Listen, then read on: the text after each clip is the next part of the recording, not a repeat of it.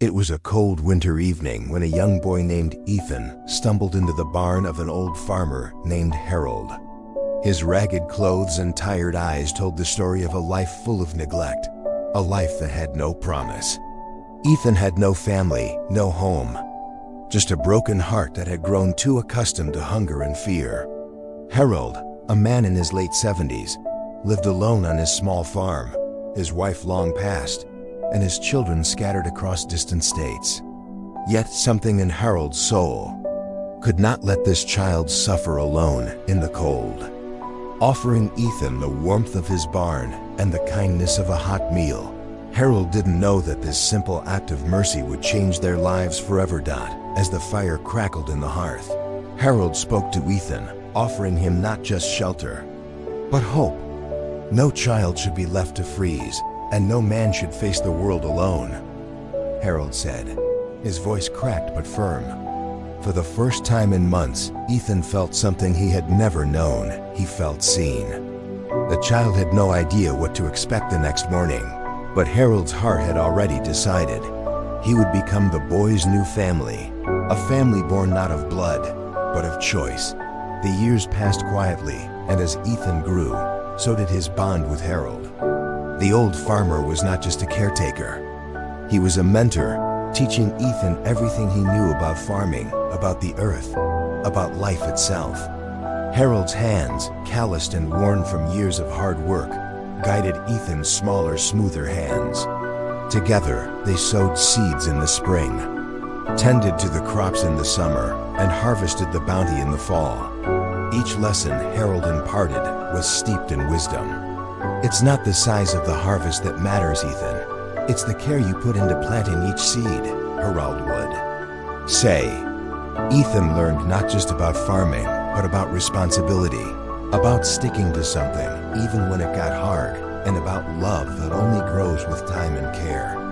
The village around them began to notice the boy, now a teenager who had once been so lost and helpless.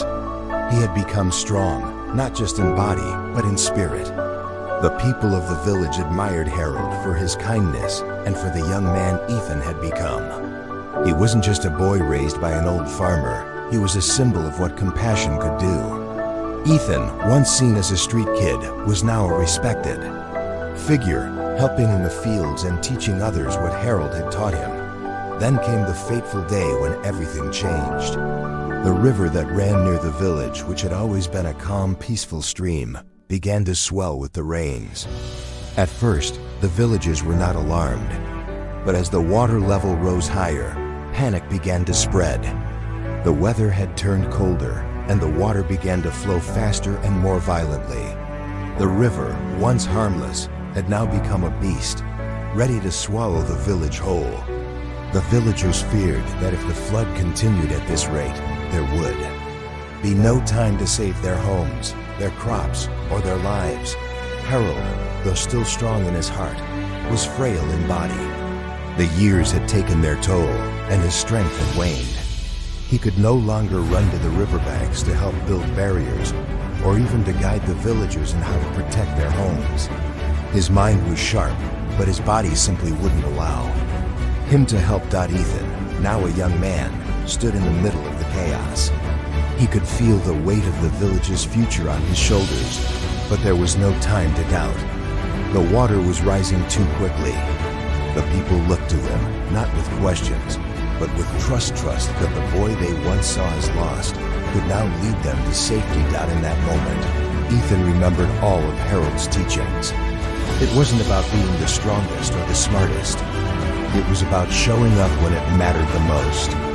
Ethan knew that to save the village, he had to think like Harold, with calm determination and unwavering belief that they could pull through together. He quickly gathered the villagers, his voice clear above the rising panic. We need to dig trenches, we need to build barriers, and we need to do it now. If we work together, we can stop this. It wasn't easy. The floodwaters were merciless, and fear clung to the air like a heavy mist. But Ethan's leadership inspired the villagers. They followed him first cautiously, but soon with full confidence. With his direction, they reinforced the flood barriers, worked through the night, and managed to channel the river's path away from the village. Ethan, in his tireless efforts, sacrificed his own safety.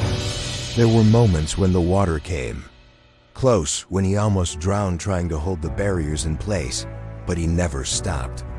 Every time the villagers faltered, Ethan was there, encouraging them, reminding them that they could do it together. His strength became their strength. Slowly but surely, the tide of fear began to turn. The floodwaters eventually receded, and the village stood scarred but intact. Thanks to Ethan's leadership, the village was saved. The villagers celebrated, but Ethan knew the true victory lay in the journey they had all taken together.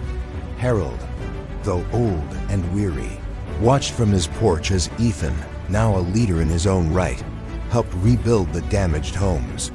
Harold's heart swelled with pride.